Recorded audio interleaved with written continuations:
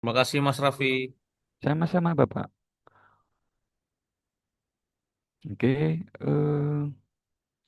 Bapak Ibu semuanya, pada siang hari ini saya akan menyampaikan eh, terkait sadari sadar risiko di dalam diri sendiri dan orang lain. Oke, pada bulan Juli ini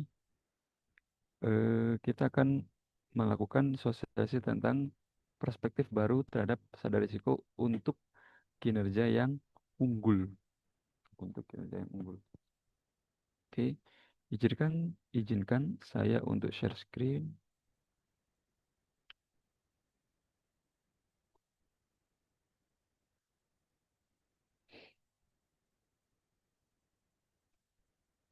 Oke, ya, judul kita adalah perspektif baru terhadap sadar risiko untuk kinerja unggul.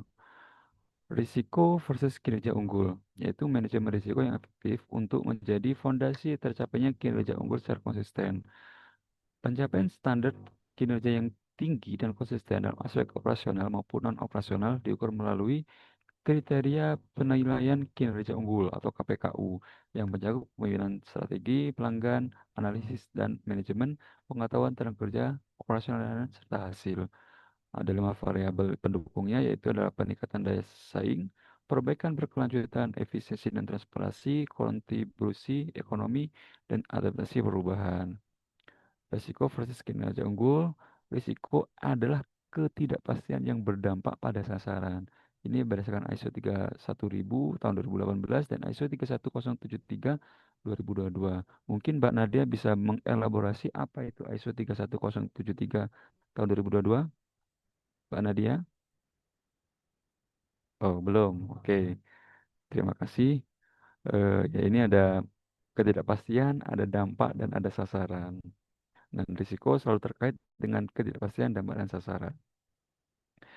Keterkaitan sasaran organisasi dan exposure risiko, yaitu ada yang pertama kita harus menentukan dulu tuh sasaran perusahaan, diturunkan ke sasaran direktorat, diturunkan lagi ke sasaran divisi, dan yang terakhir adalah sasaran individu.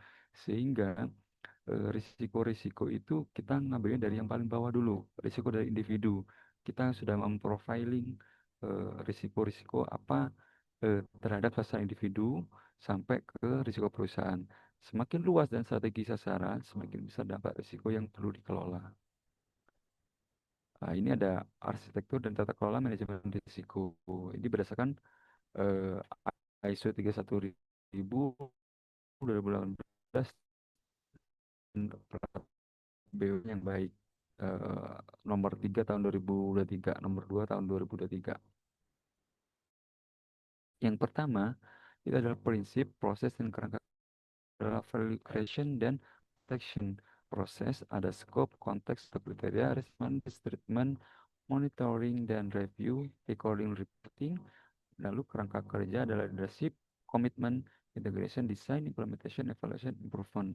Dan ini adalah apa alur yang satu dengan yang lain adalah saling berkaitan. Nah, ini tata kelola menurut peraturan Bamek yang teknis pertama, komposisi dan kualifikasi organ pengelola risiko. Selanjutnya, proses manajemen risiko dan taksonomi, pelaporan risiko, penilaian indeks kematangan risiko. Evaluasi kinerja berbasis risiko, ada KPM, ada kinerja, ada kualitas, penerapan manajemen risiko dan versus kinerja.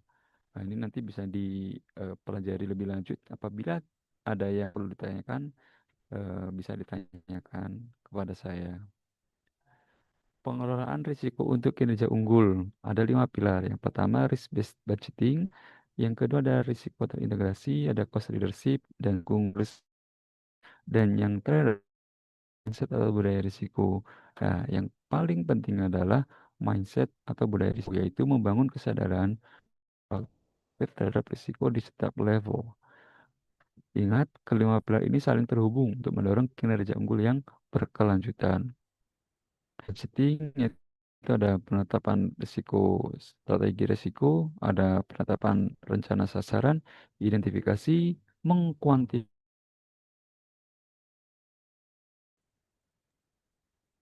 Sorry, sorry. Putus Hmm. jaringan. Ya nggak apa-apa Bang. Kita maafkan, nggak apa-apa lanjut. Ada penetapan perencanaan strategis, pelaksanaan relawan risiko, pelaporan, dan yang terakhir adalah evaluasi kinerja. Bahwasanya setiap sasaran dan strategi bisnis perusahaan wajib dan senantiasa selaras dengan strategi risiko. Risk-based budgeting, ada strategi risiko, ada RAS BUMN, ada nilai ambang batas risiko atau constraint risiko, ada parameter metrik strategi risiko, dan persetujuan strategi risiko. Ada cost leadership, yaitu strategi perlakuan risiko yang efektif dan efisien. Bahwasanya rencana dan implementasi pengelolaan risiko bukan tambahan biaya, melainkan bagian dari strategi pengelolaan perusahaan yang efektif dan efisien. Jadi ketika kita melakukan pengelolaan risiko, bukan berarti kita serta-merta harus menambah cost di situ. Justru risiko-risiko itu harus menjadi acuan untuk perencanaan pengelolaan risiko yang lebih efektif dan efisien. Ada limit, ada appetite, ada tolerance, ada capacity. Pengelolaan risiko yang tepat membantu menjaga efisiensi biaya dan kesinambungan operasi. Dan terakhir adalah cost leadership juga terkait mitigasi adaptif, kontrol kuat, dan pengambilan keputusan. Risiko merupakan ketidakpastian, sehingga pengelolaannya pun harus adaptif dan fleksibel. Strategi risk treatment perlu disusun secara komprehensif dan tetap ditopang oleh kontrol yang kuat. Mungkin itu dari saya. Terima kasih. Kurang lebihnya mohon maaf yang sebesar-besarnya. Wabillahi taufiq walhidayah. Wassalamualaikum warahmatullahi wabarakatuh.